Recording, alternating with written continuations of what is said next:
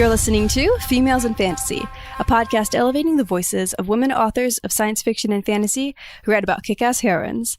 I am your host, Brianna Da Silva, and this is the beginning of Season 2. And I have to say, I'm happy to be back. I took about a month off, and last you heard from me, I was getting a little bit fried, needed some time to kind of refocus and reevaluate what I wanted to do with the podcast moving forward. And I'm happy to say that I've definitely experienced that in the past month. So this was a good decision. If you have been listening for a while, you know that I am currently on the road doing a big ol' epic 6-month adventure, a solo adventure. One of those things that, you know, I'm kind of trying to do right now when I can, when I'm young and single. And I was in Oslo, Norway. I have since, in the past month or so, I've come back to the States, went to Combat Con in Las Vegas, which was a very nerdy event with lots of swords for people like me who really enjoy combat and like to get it right when they're writing about it or filming it. So that was really fun. And I'm currently in Colorado for the next 2 months. And I think actually that's part of the reason why I've been able to really get refreshed and re-inspired. It's good to kind of be in one place for a while after moving around really, really rapidly for a month and a half. And it's nice to see mountains. And but I'm happy to be back.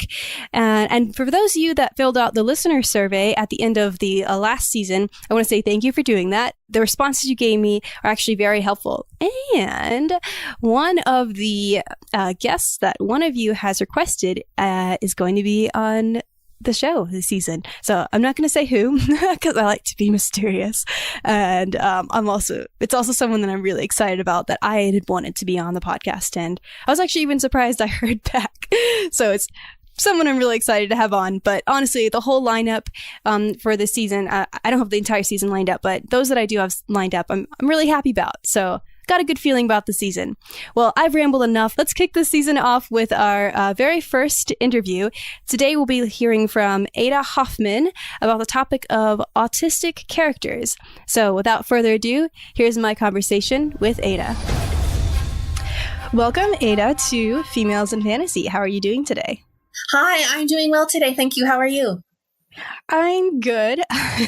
I'm much better than I would have been yesterday when we were going to record this. Had a bit of a disaster wherein I did not get any sleep the night before. So feeling much better today, though. Ready to conquer the world. That's good. I'm glad you're better. Okay, quickly, I want to make sure I am pronouncing your name right, though. It is Ada, correct? Yes, it is Ada. Okay, perfect. All right. Well, let us get right into the interview. So tell us a little bit about yourself and how you got into writing. Well, I am a Canadian science fiction and fantasy writer. I've actually been writing since I was 5 years old. So it's not so much that I got into writing as it's something I always did. And at some point in college, I just got to the point where I'd been writing all the time, but it was, D&D fan fiction and stuff that I wouldn't publish. And I finally got to the point where I'd been writing so much and I was beginning to see how much it meant to me, what I was writing, that I was just like, this is silly. I should start doing this seriously. Not that fan fiction can't be serious, but I should start trying to pursue this as a career. Awesome.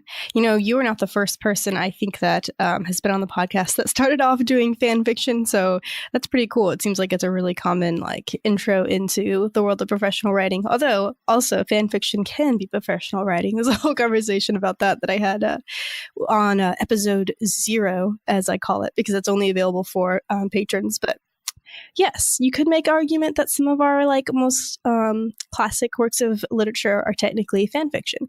But yeah, that's really cool. So you definitely could, and that's actually something that interests me, is how stories are kind of passed down culturally and they change and are done differently and approached from different directions based on the author and their circumstances.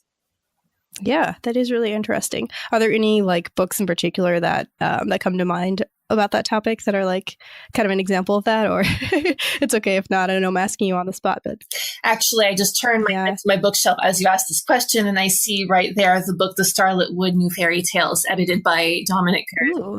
So that's an example of fairy tale retellings that are from many different directions. Fairy tales are Oh yeah, an fairy tales. example of how these stories are brought down and changed. Yes. You just stole the words right out of my mouth. Yes. Okay, a topic that appears a lot on your website is autism.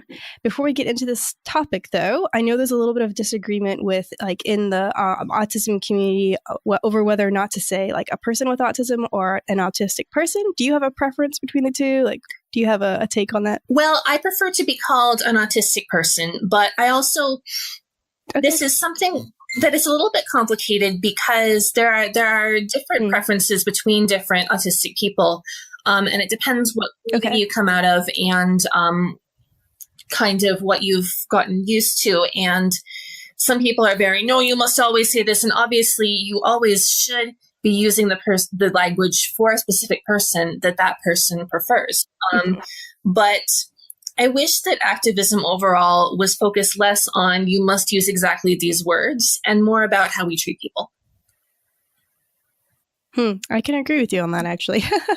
Yeah, I do feel like we get a little bit, it's like too much of a good thing, right? Like, it's important to use, because words are powerful, so it's important to use words that are empowering to people and not that are hurtful, but sometimes we do get a little bit caught up in the words more so than the actual, like, interpersonal, interactions and things like that. Right, exactly. Okay. Yeah. So there's been a bit of a trend lately in media and entertainment. Like I've seen like TV shows and films and books where a lot of people are finding it interesting to write about autistic characters. So first of all, how do you feel about that? Like, what's your interaction? What is your reaction, to this kind of a trend? So I feel like this is a good thing, but it's a good thing in qualified terms because I mean, it's excellent to see us more as people who exist and who you can write stories about and who do different things. And so I'm always happy when I see that. On the other hand, especially when we're written by non-autistic people, there are some pitfalls you can fall into. You can rely very heavily on stereotypes. You can end up with characters who are like, oh, yeah, it's the annoying character because they're autistic, or oh, that's the character who's mean to people because they're autistic, or this is the damaged child we're all worried about because we're autistic, and you can write autistic characters in such a way that they fall into these stereotypes and they don't become full people. So that's the danger. Yeah, and you kind of already have partially at least answered my second question, but what are some things that you think writers often get wrong about autism? Like, I hear definitely there's a lot of stereotypes that get thrown around. I think that's something that actually comes up on this podcast a lot whenever talking about representation. It's very easy for people to fall into stereotypes. So, yeah, besides that, are there any like other ones that in particular that are really common, or just, however you want to answer that question? Well, I feel like another stereotype that comes out that is very damaging is a stereotype of autistic people not caring about other people, the idea that we have no empathy, when in fact some of us do have trouble figuring out what other people are feeling. That's a very common problem, but we often do care very much. We just have no idea what to do or how to navigate that.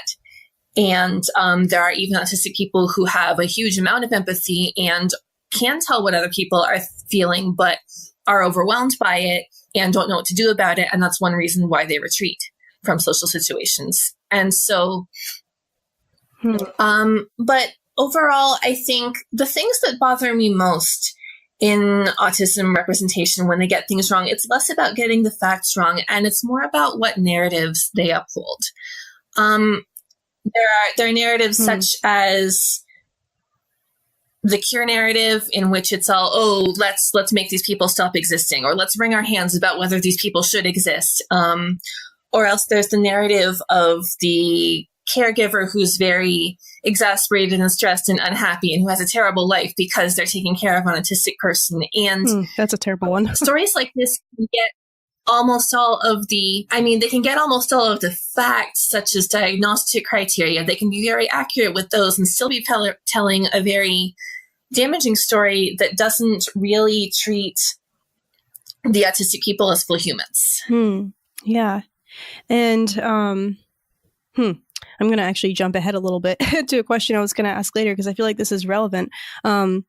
what are some ways that you see that showing up specifically in like speculative fiction? So do you see any of those tropes, any patterns with those tropes in like fantasy or science fiction?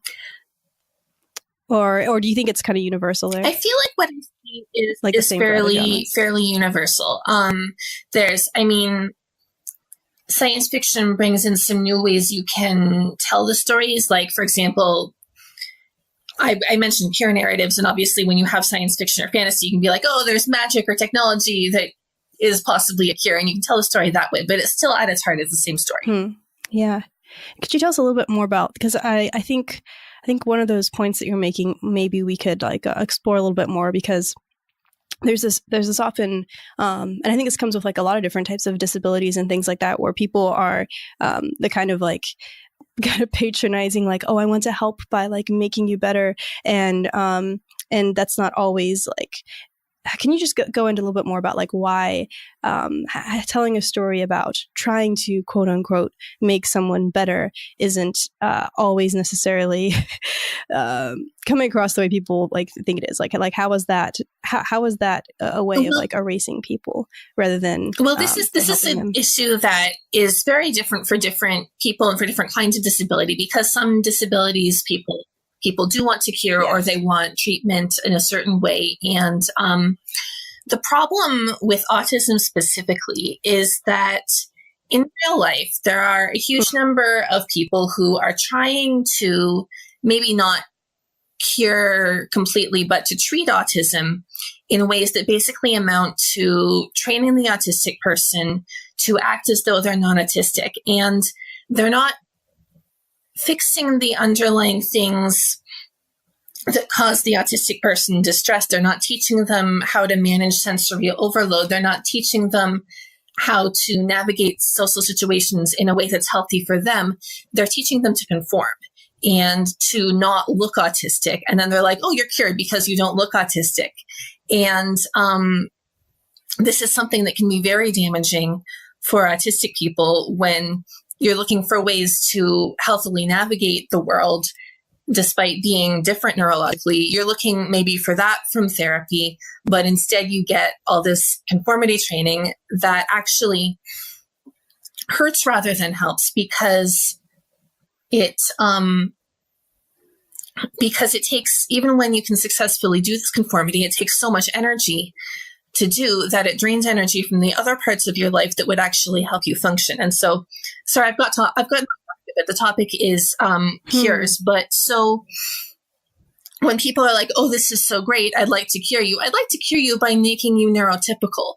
And what that's saying is that instead of helping you navigate life healthily, helping you reach your goals, helping you have healthy relationships that work for you, helping you manage existing in this world that's not set up for you, we're just saying, no, we'd like you to go away and be replaced by this neurotypical person. That's, I mean, first of all, it's kind of insulting on its face. And it's also a very personal thing for autistic people who have been through this kind of therapy and this kind of training that's telling them that the thing they have to do to be healthy is to not be themselves anymore, to pretend to be someone else. Yeah. And there's an underlying, I think like an underlying simple truth here, which is that like for an autistic person, being healthy doesn't look like being neurotypical, right? Doesn't like a healthy autistic person is still autistic, and there's still going to be, there are traits with autism that are not problematic, right? They're just different.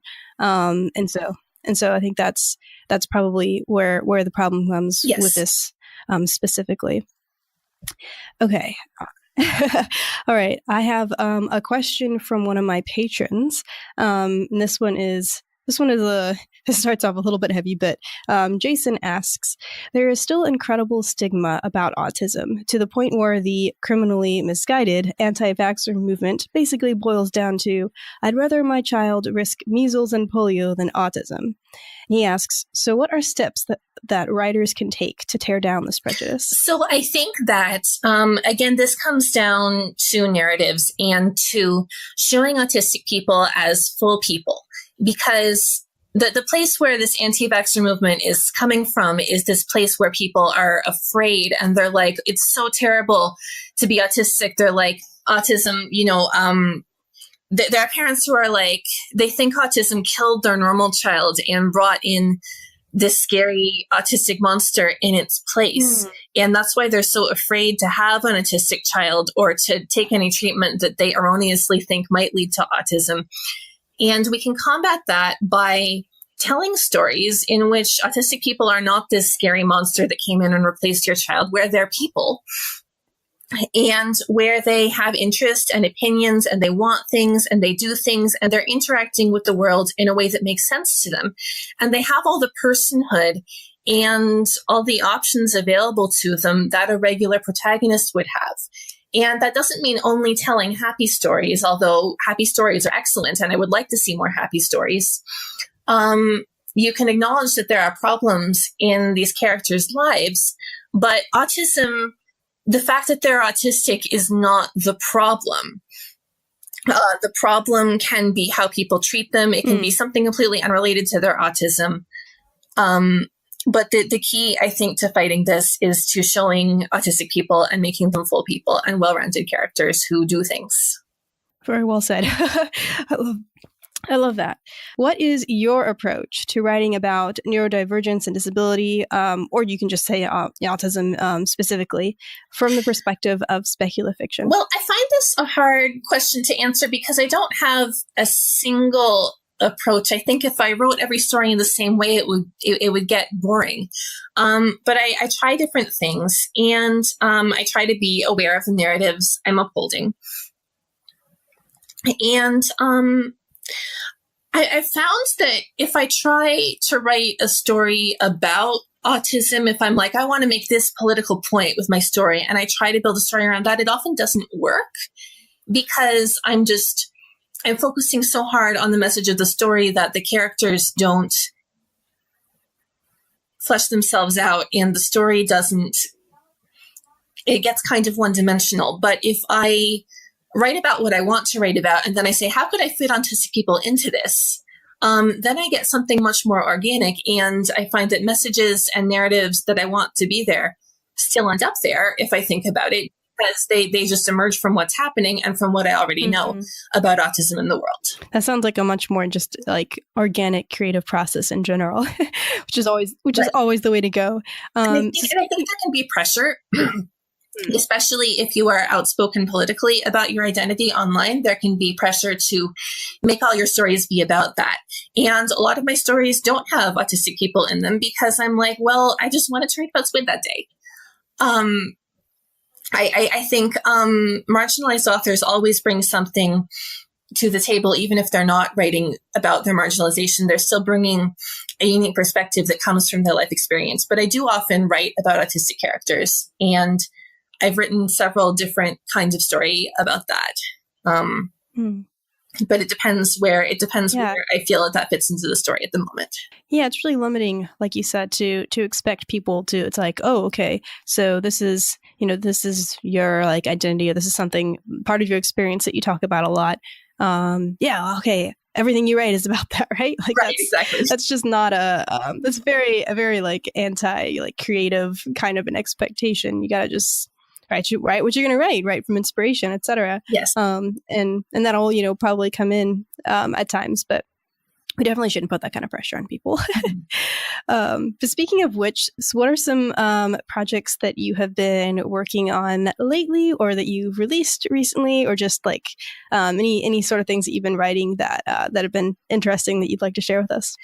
Well, the month of June has actually been wonderful for me in terms of publications. There is a novelette that went up in Lightspeed in June that I co-wrote with my friend Amar Bristad, who is also autistic, and it is called I Sing Against the Silent Sun.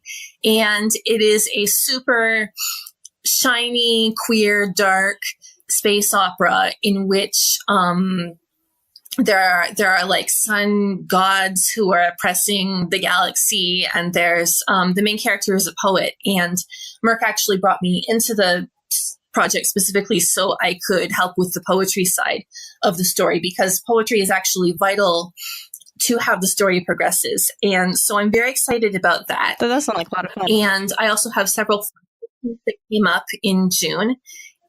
including one called Research Lab Electricity Usage Timesheet Reporting, which is a ridiculous title, but it's a flash fiction and it's about robot velociraptors and bureaucracy, and it's very cute. And I was in a project online called Robot Dinosaurs. And last month, 2 months ago now, in May, in Strange Horizons, I published another story, which is called Variations on a Theme from Turandot. And that is a very weird metafictional time loopy story about an opera and about opera characters who start to realize they're in an opera and who start trying to change what's happening in that opera. So it's been a very busy couple of months for me with short fiction, and I'm very happy. Yeah, that's awesome. That's like, what was that, three in 2 months? That's pretty impressive. Okay, tell us about your Autistic book party and how people can join it. Also, is there cake? All right, so my Autistic book party is a series of book reviews that I have been doing on my blog, and they are reviews of autistic books. And by autistic books, I mean both books that have autistic characters in them, whether or not they're written by autistic people.